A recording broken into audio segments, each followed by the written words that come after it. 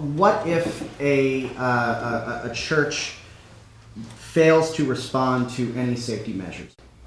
Well, I don't think I'd want to make conjectures on things outside my lane in terms of constitutional law and what can or can't be enforced.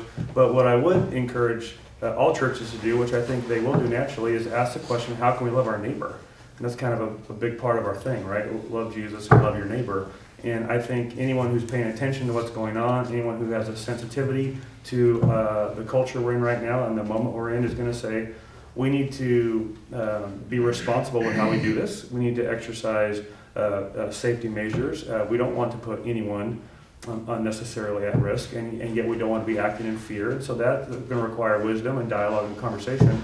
And we're in a bit of a unique situation, as you may know, at Grace City Church. We don't have a building to go back to, so we're kind of like, hey, we can meet. Not really. So I don't know how we're going to answer that one. We'll try to figure that out. Our building was supposed to be done a few weeks ago, and that got held up with the hold on construction. So we're a little homeless. But if we had a building, the conversation would be, we're not going to pack 1 million people in here and sneeze on each other and sing in each other's face, and that just wouldn't be responsible. I think it's up to every pastor and their leaders to have a conversation with themselves and with local leaders they're connected with to say what can our people handle, what would be safe, and then to put a plan in place that ensures their people are safe. I think one of the things that has been that I've been troubled by, I guess, has been this kind of one-size-fits-all approach to this kind of blanket sweeping statutes or edicts that everyone has to respond the same, which just isn't the nature of what we're facing. And it feels a bit, like I said before, like a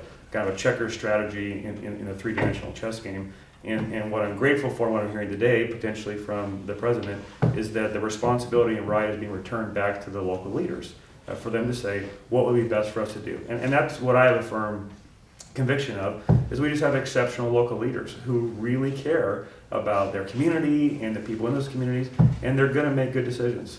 And so, again, what we're going to do, I haven't had time to think about it. We don't have a building, I don't know. But what I do know, what I'm confident in our faith-based leaders, is that they're going to make decisions that are responsible with the context they're facing.